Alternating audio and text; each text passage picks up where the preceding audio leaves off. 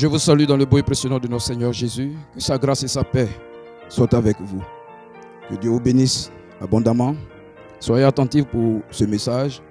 Dieu a une parole pour quelqu'un certainement.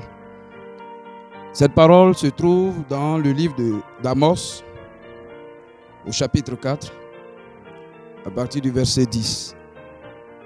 J'ai envoyé parmi vous la peste, comme en Égypte. J'ai tué vos jeunes gens par l'épée et laissé prendre vos chevaux.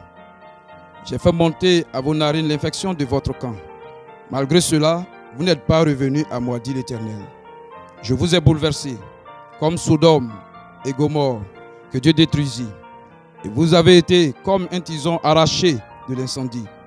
Malgré cela, vous n'êtes pas revenus à moi, dit l'Éternel. C'est pourquoi je te traiterai de la même manière, Israël. Et puisque je te traiterai de la même manière, prépare-toi à la rencontre de ton Dieu, ô Israël. Le thème qui retient notre attention en ce jour, c'est « Prépare-toi à la rencontre de ton Dieu ». En effet, Dieu dit à Israël de se préparer. Pourquoi? Parce que Israël avait un comportement contraire à ses voies, contraire à sa volonté, contraire à ses principes. Et Israël vivait comme bon lui semblait. De même que Sodome et Gomorrhe l'ont fait et qui ont été détruits. Dieu les compare à ces villes perverties, à ces villes débauchées qu'il a détruites par le feu. Et Dieu dit à Israël ainsi, de la même manière j'ai fait à Sodome et Gomorrhe, je te le ferai. Pour cela, prépare-toi alors à la rencontre de ton Dieu. Il faut, pour se préparer à la rencontre de Dieu, en ce qui nous concerne, nous allons retenir 3 éléments. Le premier élément, nous devrons nous préparer à la rencontre de Dieu à cause de la brièveté de la vie de l'homme. Parce que notre vie est éphémère. L'homme qui a trop duré sur la terre dans son vécu dure tout au plus 80 ans. Aujourd'hui, 80 ans même, c'est un luxe pour certains. Sinon, à 50 ans, 40 ans, 50 ans, 60 ans, l'homme s'en va.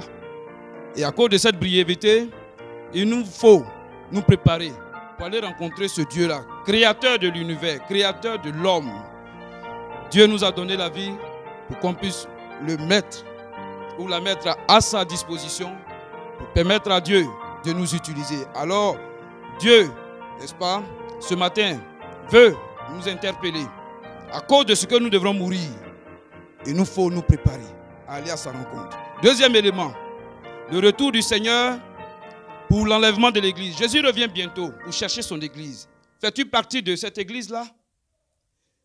Peux-tu dire que tu es enfant de Dieu? Si oui, tu te dois de te préparer.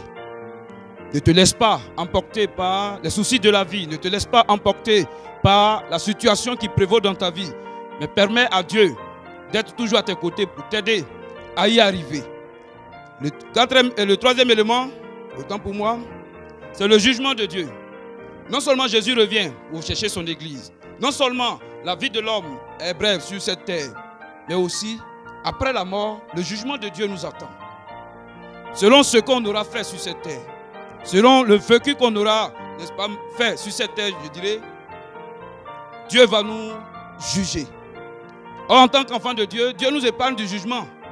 Mais si nous nous comportons mal, comme Israël l'a fait, qui était son premier-né, Dieu nous jugera. Et pour ne pas tomber sous le jugement de Dieu, il est bon de retourner à lui. Il dit, revenez à moi. Si nous revenons à Dieu, Dieu reviendra à nous. Et donc ce jour encore, reviens à Dieu. Il est encore temps pour toi. Tu peux le faire. Que Dieu te bénisse abondamment. Amen.